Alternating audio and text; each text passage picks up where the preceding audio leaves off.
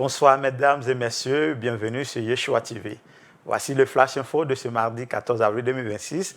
Ouvrons notre Flash Info sur l'actualité de la vie de l'église Yeshua Mashiach d'Abidjan-Makori, où un message puissant sur la foi a marqué le culte du dimanche 12 avril 2026. Dans une atmosphère spirituelle intense, le pasteur Godé Zorobabel a exhorté les fidèles à s'attacher à une foi vivante et à comprendre les 7 principes de la foi, capables de les sortir de toutes les situations difficiles. Il a donc noté que la foi n'a de source que la parole, et connaître le croyant dans le monde spirituel, et que l'épreuve de la foi produit la persévérance. S'appuyant sur les Écritures, il a rappelé que chaque croyant possède une mesure de foi qu'il doit entretenir et faire grandir. Définissant la foi comme un mystère qui dépasse la logique humaine, il a insisté. La foi possède, avant d'obtenir, un appel vibrant à rester inébranlable face aux défis de la vie. Restons à Abidjan et parlons d'un grand rassemblement spirituel dans la belle commune de Yopougon. Ce vendredi, des milliers de fidèles convergeront vers le stade de la BAA Yopougon pour prendre part à la nuit du réveil, à l'initiative du prophète Franck Maï, président fondateur des églises La Montagne, des Oliviers. Cette rencontre, placée sous le thème « La Côte d'Ivoire et le Saint-Esprit », promet délivrance, miracle et transformation des vies.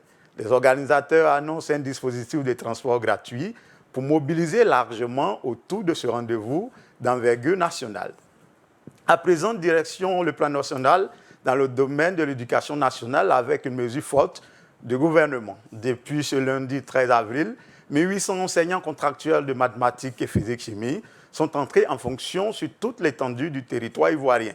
Après 2 semaines de formation pédagogique intensive, ces jeunes enseignants rejoignent les lycées et collèges avec un salaire mensuel de 150 000 pour les collèges et 175 000 pour les lycées.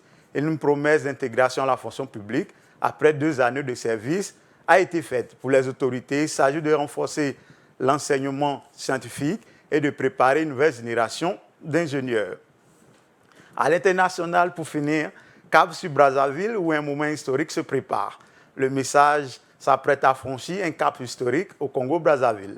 50 années de prédication et d'impact spirituel seront célébrées en grande pompe du 27 au 30 août 2026 sur l'esplanade du Palais des Congrès. En prélude à cet événement, les pasteurs se sont réunis au tabernacle de la Moisson pour harmoniser les préparatifs et garantir le succès de ces assises spirituelles.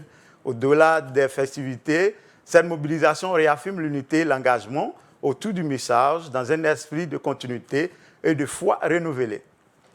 Voilà pour l'essentiel de l'actualité de ce mardi 14 avril 2026. Nadine Louis vous donne rendez-vous dans votre grande édition du soir pour plus de détails. Merci de votre fidélité et excellente journée à tous et à toutes. Shalom.